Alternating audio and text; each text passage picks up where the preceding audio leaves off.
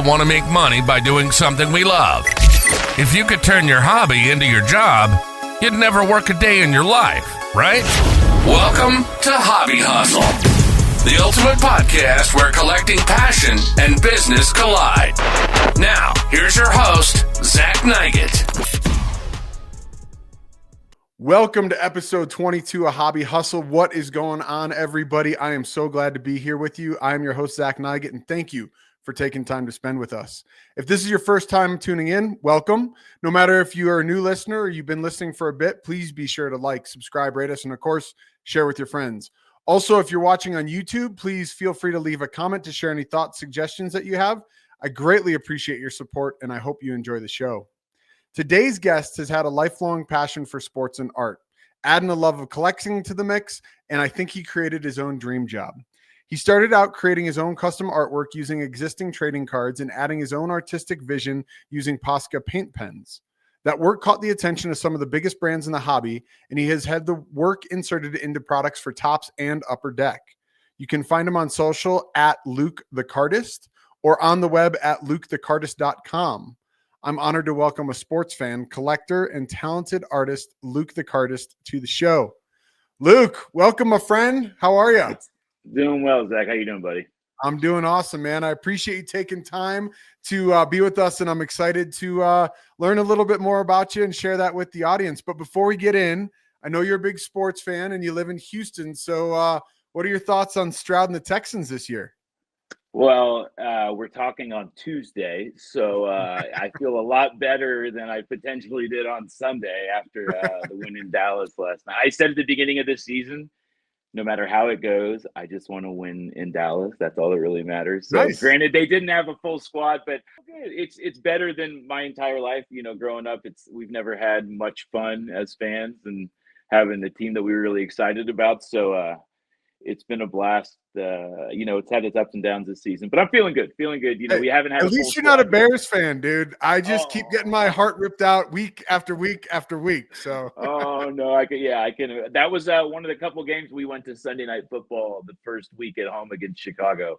Oh, and so yeah. that was a play. Dude, Bears fans turn out. That's for sure. Oh, hey, we support our teams, man. It's a diehard sports fan city.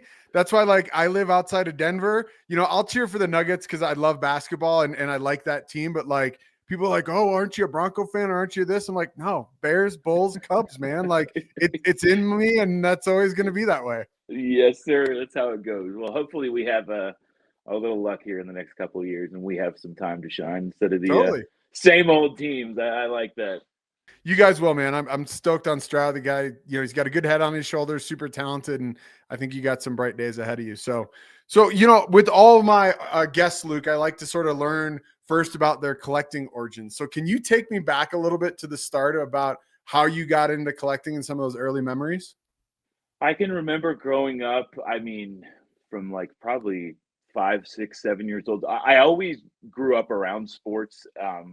Just a big sports family. My mom's brother, when I was young, growing up, he worked for the Dodgers and the Lakers and the Angels and did some NASCAR. So I always had, and I felt like through him, whether like going to visit or like when we get together, I feel like I kind of just acquired a lot of Dodgers, like Piazza, Mondesi, Eric Karros, lots of those guys. And so that was always kind of around. And then I also had like some of my best friends in the world, Adam and Andrew, their dad was, God rest his soul, was like a diehard collector, diehard Boston sports fan. And I can remember just being with them. He would take us to the TriStar shows.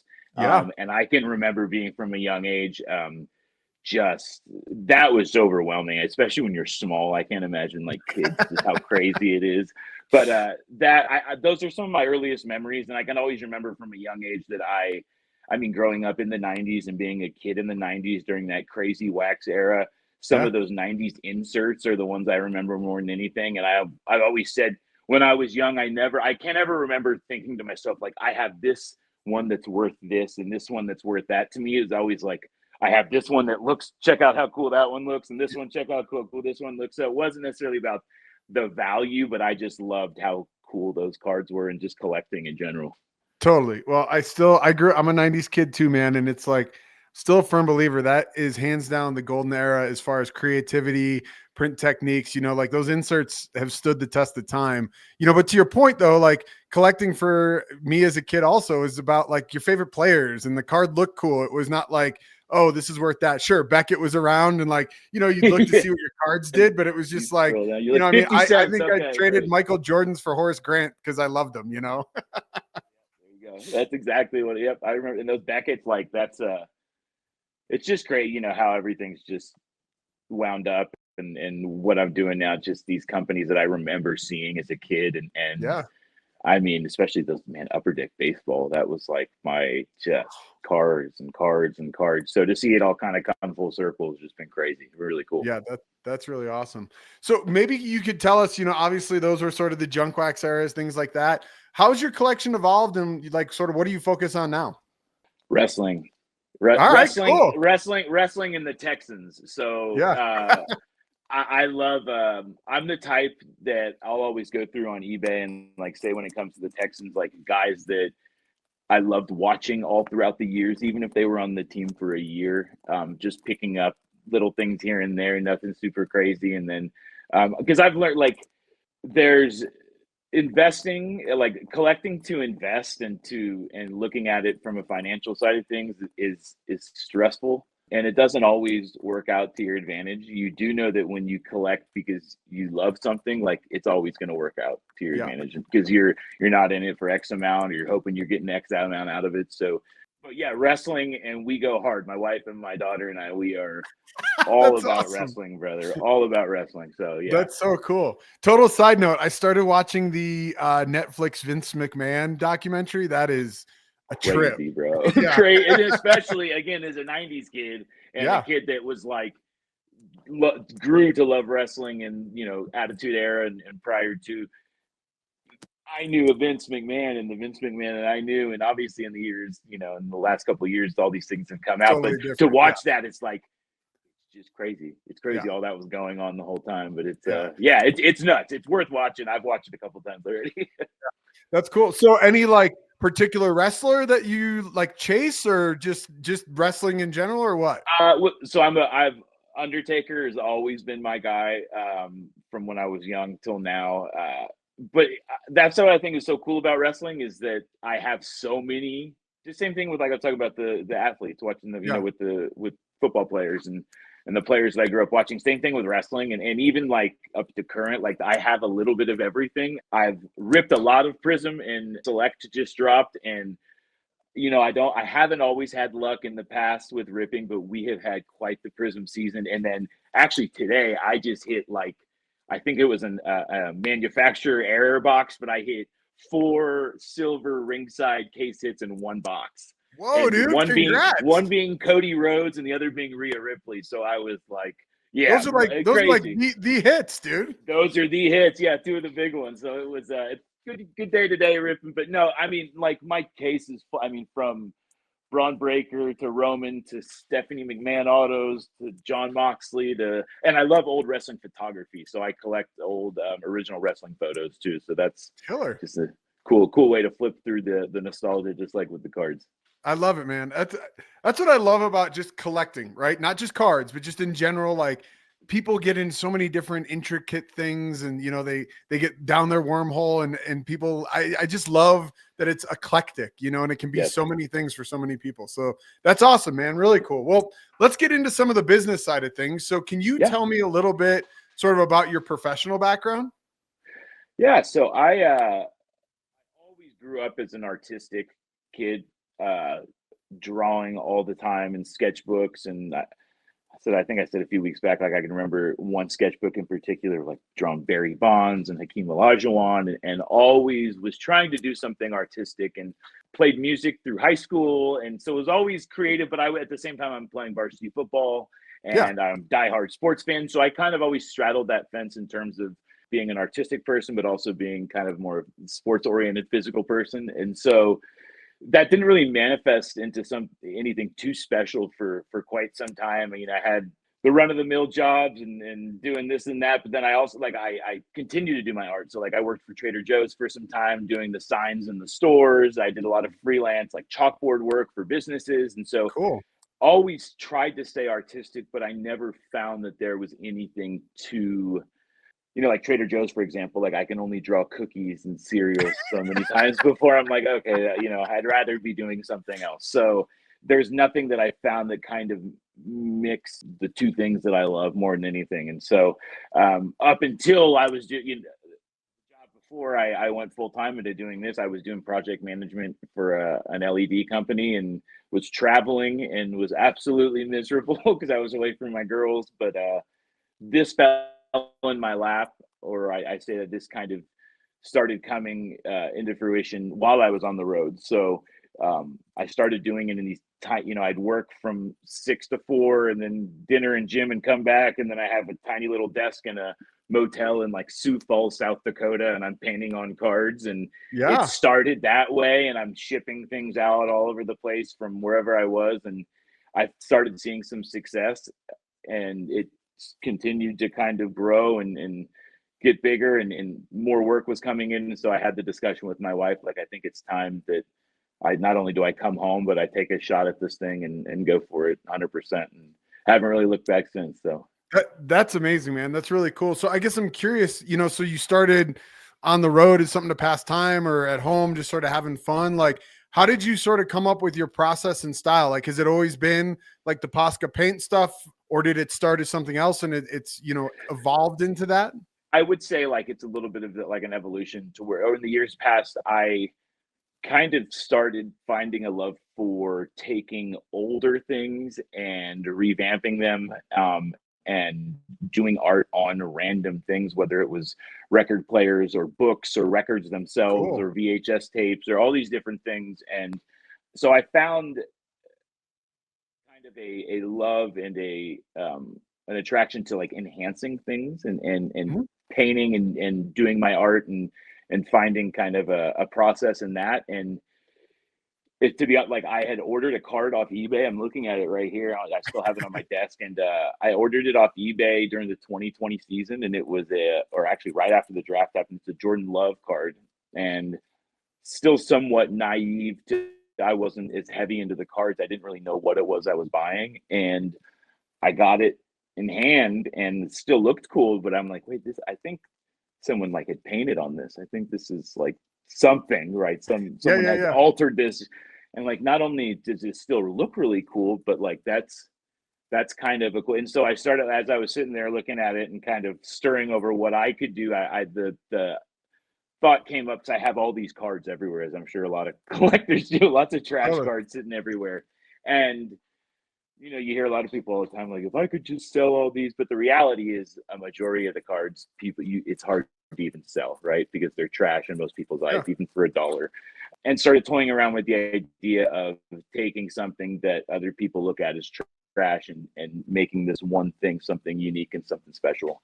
And so got my paints out that had been sitting in the closet for a little bit. And I took a 99-cent DK Metcalf card, and I painted on it and I put it on eBay, and it sold for $300. This is the first one I ever did. And I was like, immediately, I'm like, not only am I mind blown, but I'm like, this is something that at least one person out there is interested enough in to spend their money and that they want in their collection. So I think next day, number 2 and 3, and we started. I think I was home on it might have been a holiday or something, but I was home from work. And so I spent those however many days, aside from doing the family stuff, that's all I was doing. And I really liked it. I haven't looked back since. Like, it hasn't, everything from that day on really has changed. And I think more than anything, we had talked about finding that love where both of those things meet. This is the perfect, because I would love to look at cards all day, and I'd love to, work and paint all day. So it's like the perfect combination. And it's been crazy, and it's evolved and changed and kind of deviated from what the original game plan and process was. But it's, I said, as long as I never sacrifice any like artistic integrity to pivot and to go in different directions, then I'm all good with pivoting and trying new things. So I love that. That's awesome. So the one DK Metcalf, you do it, you're obviously blown away that it sells for $300. Like, That's amazing. How did you like, Yeah. you clearly were like, okay, maybe I got something here. Like, did you just keep posting stuff on eBay? Like, what else were you doing to sort of, create revenue for yourself?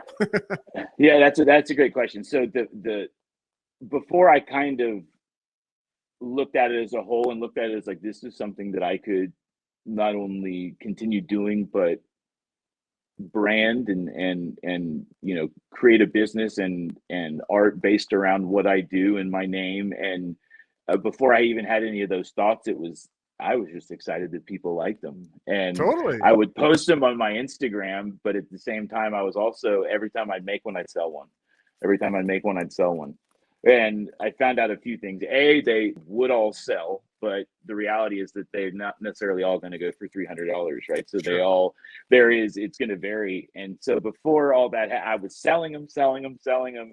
But then as I started kind of realizing what I wanted to do, and in these card shows and TriStar, like the one I grew up was the first one I set up at, I had the realization, like, I need to have inventory if I want to go to these shows. So in order to have inventory, I need to not sell these cards right after I Yeah. make them. So it's nice. I'm grateful to be at a spot now to where there's a nice inventory and it comes and goes kind of in the with as much irregularity, a little bit of regularity. Like it's a Yeah. kind of, as some go, some come in, I do some, they leave.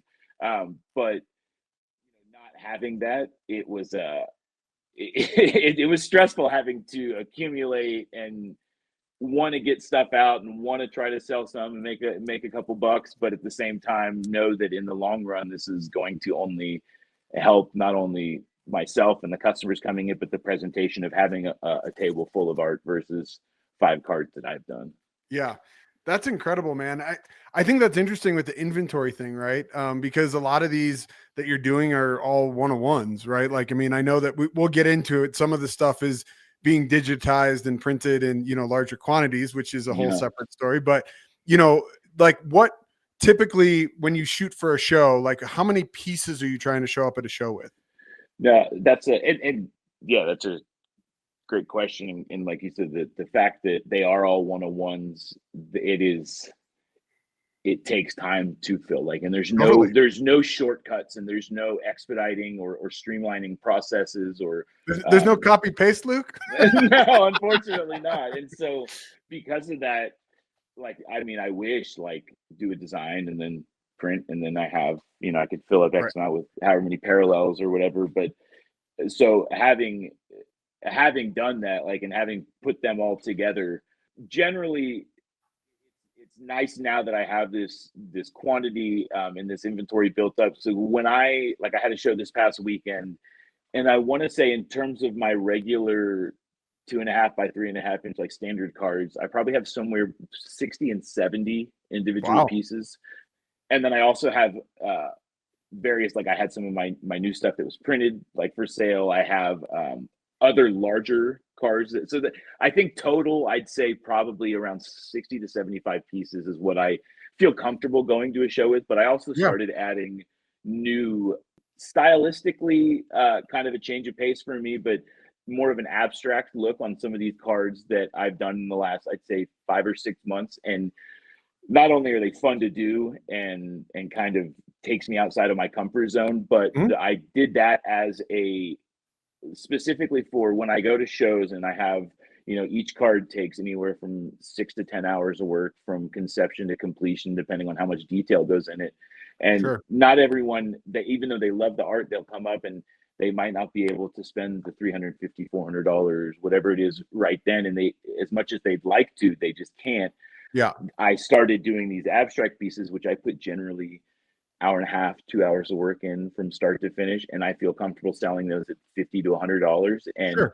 because of that, because they take quicker, I found that I was able to accumulate those a lot quicker. But they've done really well because for Yeah. this, I mean, exactly the reason I That's like thought the that. more splatter point paint style, right? I mean, yes, Yep. abstract. Don't get me wrong, I'm simplifying, but Yeah, I'm just saying, like, splatter I paint. was noticing some of your work, versus like, and this is a bad probably analogy, but it's sort of like your puffy cloud snake, sort of very signature style, with graphics and logos versus there was this very distinct difference of this like splatter paint style.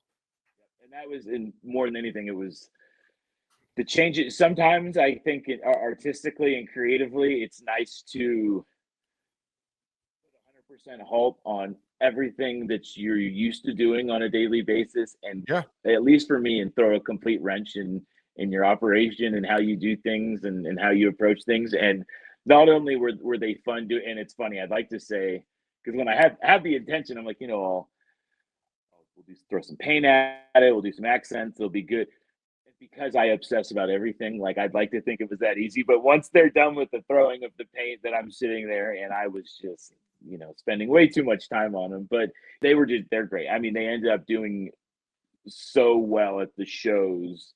I mean, other ones are still selling great. And, but like I said, for those people that love the art, but they can't afford a couple $100, Yeah. which I completely get because I can't always afford a couple $100 in any given moment. So it's, that was how they started, why they started it, and I feel like I got my taste. I'm good, for a little bit, and I'll continue to do them just to have them for the shows. But yeah, it was fun stepping outside of the box. No, but I think it's important, right? Like as an artist, you don't always have the business cap on, right? But as a businessman, you need to have those different price points, and that's one of the things that I really try to have been doing, as I get into the card art world, right, is offering a couple different types of products at different price points, and it's based upon the materials and it's based upon the time it takes and things like that. So, to have a product that's, sub $100 is important, right? Because not everybody, like you said, that people appreciate your art, but they just don't have the money to spend $300-400 on a piece. And that's totally okay. Right. And there's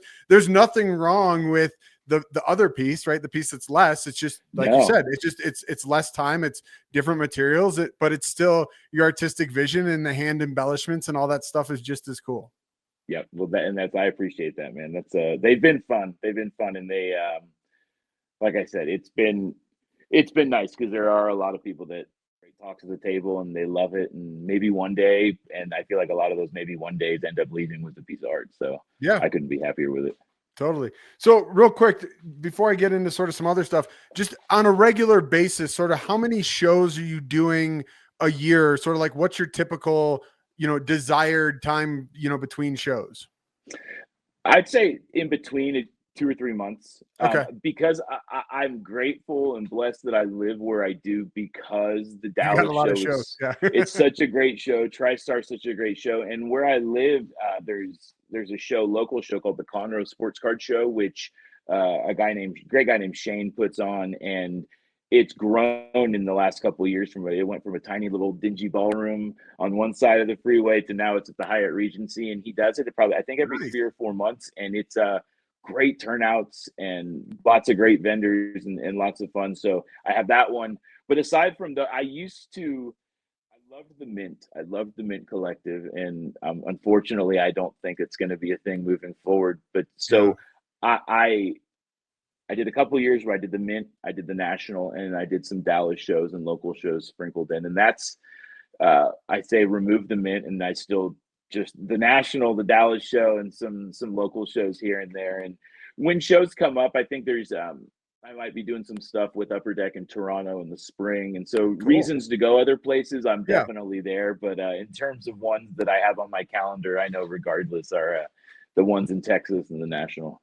That's awesome, man. That's really cool. So you've obviously, you start this card stuff, you've had success with online sales, you have success at shows, but then you're able to land a deal with Topps, the 2023 Series 2 baseball.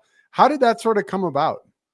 That was so I pride myself in my work and in what I do, but I also, I mean, and I know you're a similar type of guy. I can just tell in our talks we've had, but I bust my butt on the back end of things, in meeting people and networking and sending cold messages and sending free art and doing interviews and hopping here and there and everything I could try to make something happen. Like, I lived in LA for a little bit and had some friends in film, and I always say, like, you can be good at what you do, but you have to have some sort of connection to get in. Like, you have to make your way in, or have someone. You're not just going to have someone come up and you go, hey, you want to come do this? Like, you got to make it happen sometimes. And so Totally. I at that point, Josh Luber was running Fanatic Sports Cards, Yep. and prior to the Mint the first Mint collective, he had put out I think it was Instagram post, and it said something to the sorts of like, hey, Fanatics, and this is right after they announced Fanatics is starting to take over, and they said Fanatics is going to be taking meetings with LCSs in different shops. I assumed essentially to talk about like wax displacement and who got what, and Yeah. so there's an email. So I'm like, well, I said, shoot him an email. I'm like, hey, I introduced myself. I, sent him pictures and links, and this is what I do. And I'd love to talk with you guys about not only art and your products, but where you see everything going moving forward, and kind of how we can do something new. And I got a response that said, let's meet Saturday at 3. So I went to Vegas knowing that I was going to have a meeting, and I was just, excited, but scared. Scared. Yeah, It was crazy. totally. Yeah, this was it. So Friday night happened, and it was the VIP night, and a guy walked by my table and was looking at the art and was talking and enjoyed our discussion and what he was looking at, and I kind of said, so he's like, yeah, I'm familiar. He said, I run the Tops Project 70 in the 2020. And I'm like, oh, I actually have a meeting tomorrow with, and he's like, oh, that's great. And so fast forward to the meeting, and it was with one of the big guy from Fanatics and from Tops as well. And we sat down in this little VIP room, and we had these discussions, kind of like what I do and kind of what they've done and how we can kind of bring those together, and where art fit in with sports card moving forward. And we turned like in the middle of the conversation, I look, and the guy from Friday night was right there behind us, and he jumped in the conversation, and he had already so I was like, oh, he's gonna vouch for me, like, this is my guy right here. And so we had this conversation, and all these great things kept getting said, and I was just waiting for like but this is why we can't. Yeah. But this is, and the buts just never came. And so I was like, I left the meeting, and my parents were at my booth. They got to come out there with me, and I was just like, walk back, just like, I think that just went really well. And so the one thing I've learned through all this is, from conception to products being put out, is a long, arduous process. And so that was the start, and weekly emails, phone calls back and forth, and meeting new people and project managers and brand managers and things like that. And we decided on the 101 hand painted art card variations, and eventually 25 cards got sent out in a nice box, and did them and sent them back. And so that was it was just, so really that was a long-winded story for that. Just I've been hustling on the business side of things, and trying to make things happen for myself. And so hobby hustling, man, consistency, right? Showing that passion, putting yourself out there and just going for it. Right. Like I try to post a lot, just motivational stuff that I see, right? Because I need that. And I think we all need that, right? Like, especially as artists that are working by themselves, right? It's like, you sort of get stuck in your head and in your own world, but it's just like, just stop thinking, just do it, right? Put it out there. Like, the worst that happens is it falls on its face, or somebody doesn't like it or whatever, but who cares? Because if you don't, nobody's ever going to know, right? If you don't shoot your shot and hit that email, you're never getting that meeting. So I think that's really awesome, Luke. And that's really cool that you did that. So I know you said a lot of meetings, a lot of time to conception.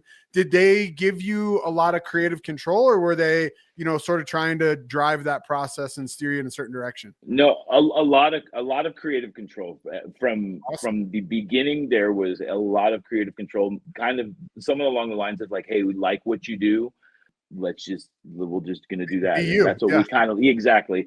So I'll say that as the downside to these painted cards, and every league is different.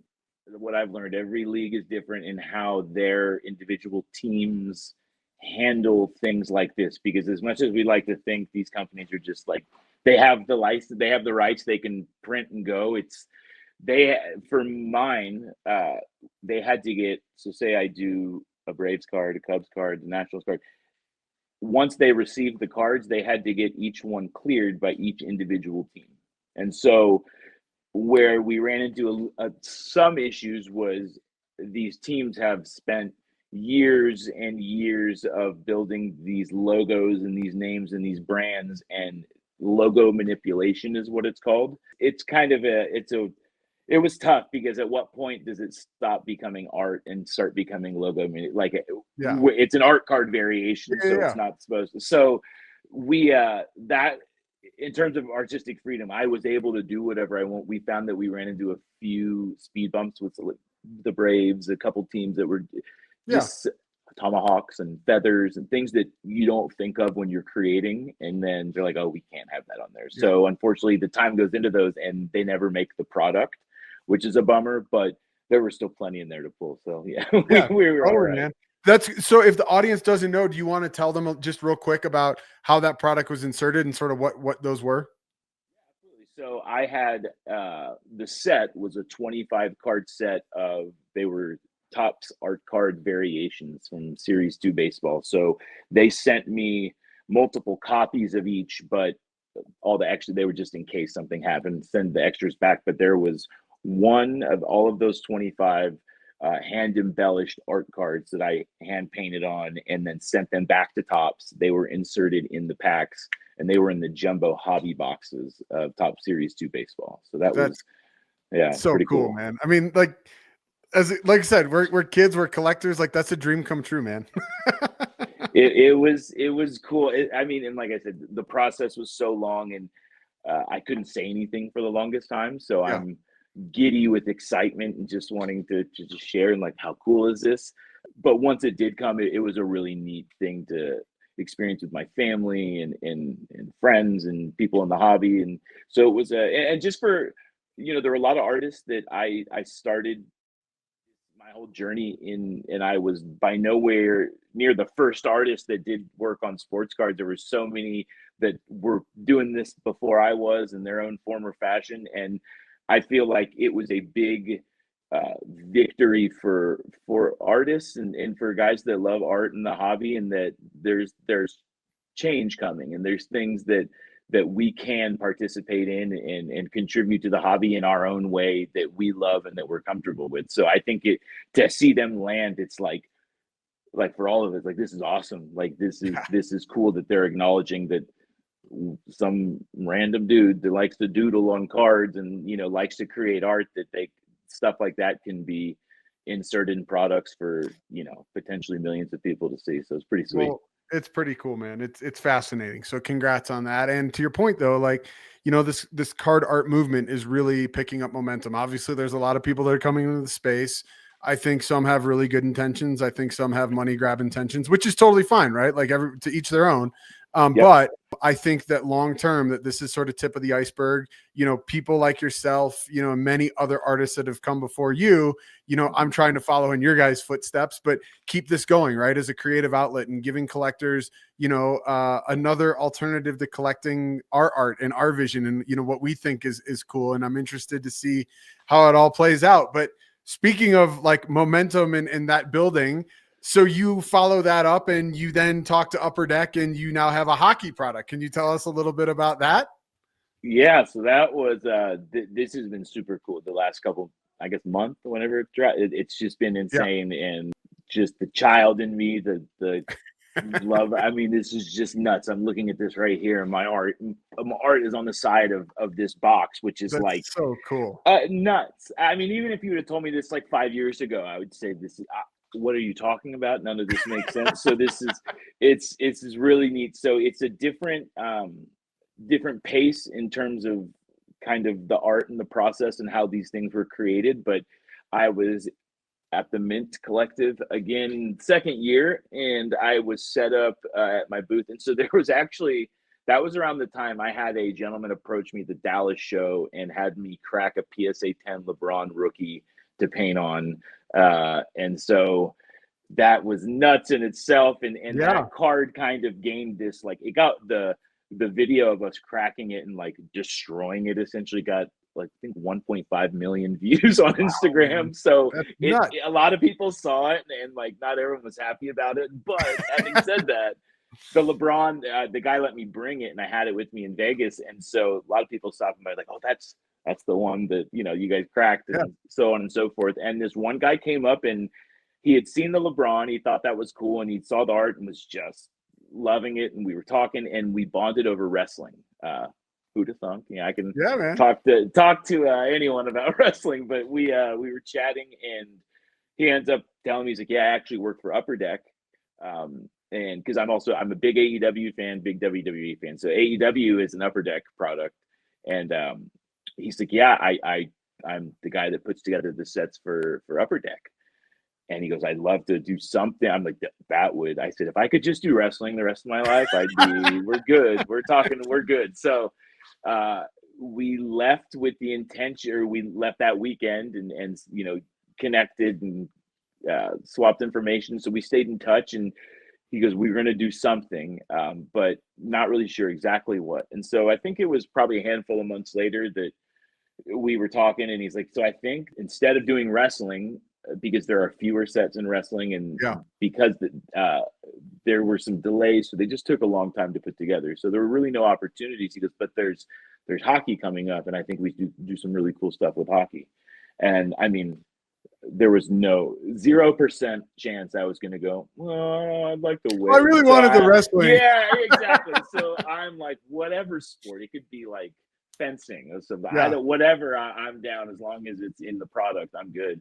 Totally. And so once we knew hockey, they started toying around with different, Billy knew what I did and what my art generally looked like and entailed, but started toying around with the idea of doing something digital and printing. And so that way you could have parallels and the high gloss and the exclusives. And so that before I knew it, I got 50 raw files of Young Guns cards. From the way it works is the first set is going to be from the year the Young Guns started until 10 years down the line, it was the 50 best in those years. And then the series 2 is going to be the 50 best from the years following till present. And so I had the 50 files, and we start working on the iPad I'm talking to you here on, and just it was some weeks of not really talking, I don't want to say not talking to the family, but I mean, I was stuck in that iPad head down, man. Yeah. Trying to get them done. And I had a nice, if I can get X amount done a day, then I had it circled on the calendar and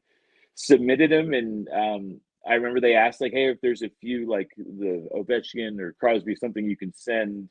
I didn't know what they were going to be used for, but now I see in hindsight what they're cooking up. But really, a year and 7 months from our first meeting till product release is how long it took for it to come out. So it was a long process, but it's just been the coolest thing the last couple of weeks, because it is, knowing that they are printed, it is different in the sense that Topps, we were really excited, and it was such a cool thing what was going on. But we buy a box, and the odds of hitting one was pretty slim. That's the thing. You get excited, but then the dies down pretty quick when you rip the box, and you're like, oh, nothing there. It's different with these Upper Deck in the sense of in hobby. I know there's 3 a box. This one I picked up from Walmart. I got 2. I think it's 1 in every 4 packs. So nice. You definitely see them, and because of that, the product release and the weeks after were just filled with friends and customers, everyone. I even had a customer that was like, hey, if you haven't seen these, you should check these out. Upper Deck just released, and they remind me of your style. I'm like, funny you say that. I actually did those. So it's lots of really cool stuff, but it's been neat. And again, the child in me is just, absolutely tickled. But if I hadn't said it before, I none of this is me, and it's all I serve an amazing God who continues to bless me every single day. And so I can't, take credit for really any of this, but it's cool to ride the wave. That's for sure.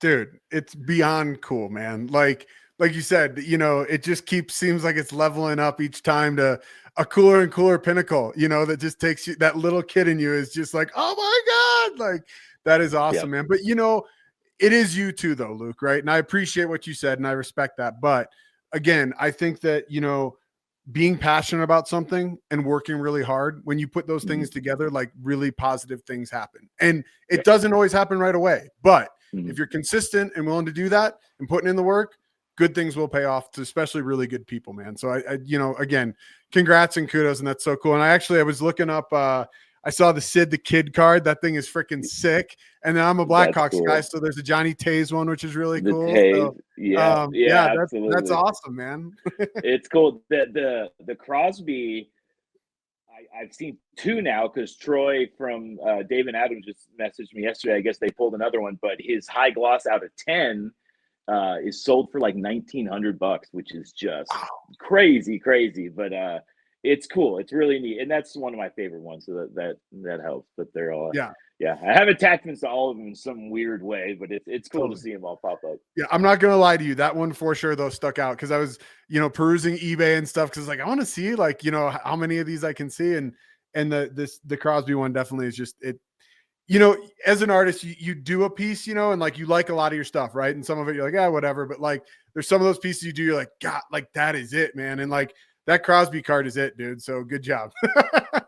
Thank you, buddy. I appreciate you. Hey, it's funny, and I know you'll appreciate this. Is we obsess so much and are I don't want to say worried because you had brought up some earlier, and it all really at the end of the day, if no one liked it and if there were no bites, or I would still be doing it because I love like if you just like to create, you like to create. But yeah, it's so funny that these things like the Crosby.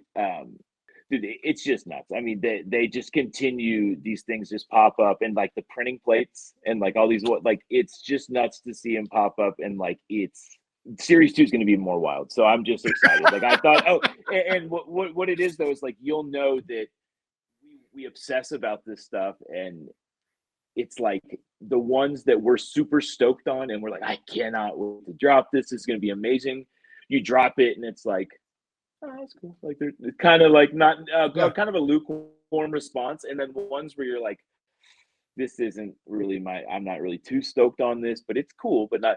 And those are the ones that like, this is the coolest thing I've ever seen. So it's like it really. I need to remind myself sometimes that like I'm my own worst critic, and I will pick everything apart. So it's cool how people seem, they gravitate towards certain ones that whether or not I see what they love in it, they can see that, which is cool. Yeah. That's awesome. Well, I got to ask, obviously $1,900 is pretty steep, but did Upper Deck hook you up with any, or can you request anything, or do you got to pull it and buy it yourself?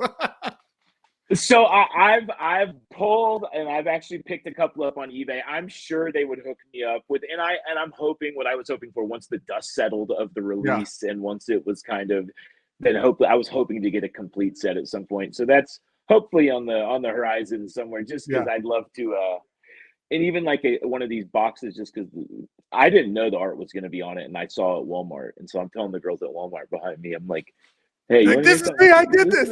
This is cool, yeah." And so, but that's like I'm going to pick up a few of these sealed and put them in some vinyl cases, just so like this is the type of stuff that I want my daughter to have when I'm long gone. That like when she was 9, this stuff happened, and that.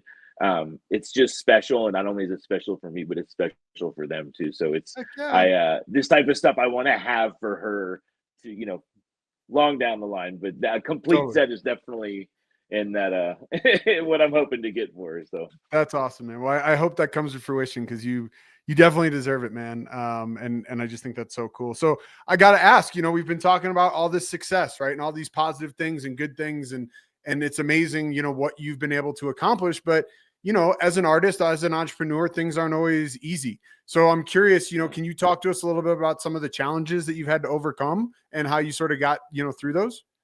Absolutely. Yeah. I mean, I think any artist that they pay the bills with their art, it's freeing and fun as it is. Sometimes it's stressful because when I was on the road, I knew every couple of weeks this much money was going to show up in my account. That's not the reality anymore. So there have been weeks and months where I didn't think it was going to slow down. And I'm like, this is insane. And the money is great, and was feeling really good about everything. And then there's been week spans where there's nothing, and it's scary because you start thinking down the line, like, well, if this doesn't pick up, like, how is this going to change, or what can I do, or what does this even look like? So those are I'd say that's probably, and that's not even like one instance or the other. That's just the reality, and kind of a constantly, like, it's always underlying in everything that we do. But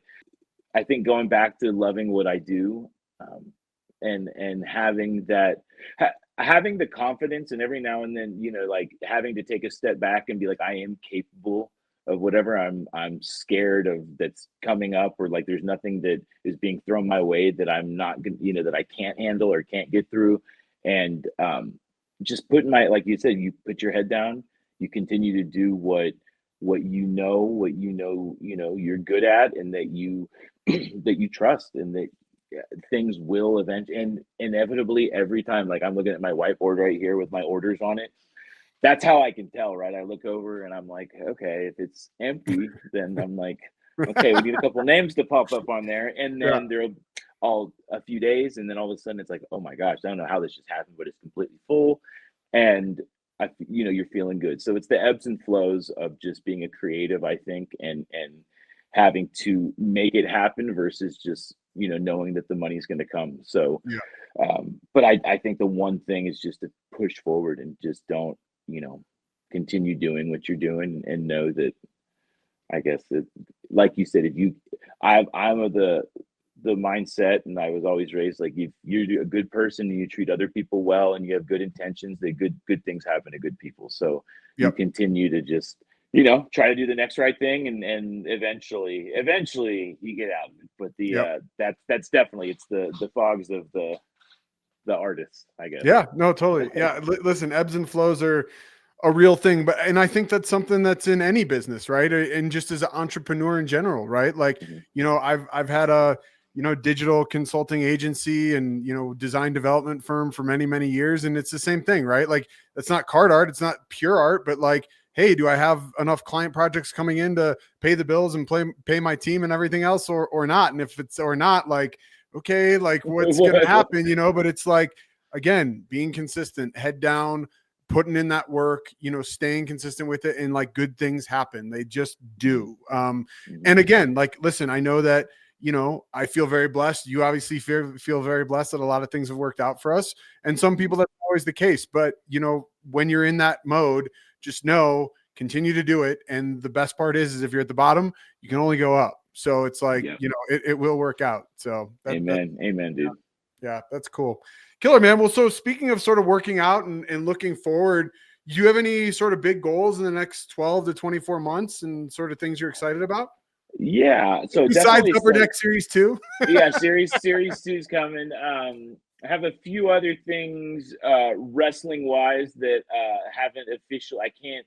Yep, fair. It's in the works, definitely in the works, and will be, I think, probably, if it comes kind of to conception what we're trying to think, it'll be really, really neat. So I'm really hoping that kind of comes to. But in terms of goals, like, I've set a goal for myself, and now we put it on the record right now. So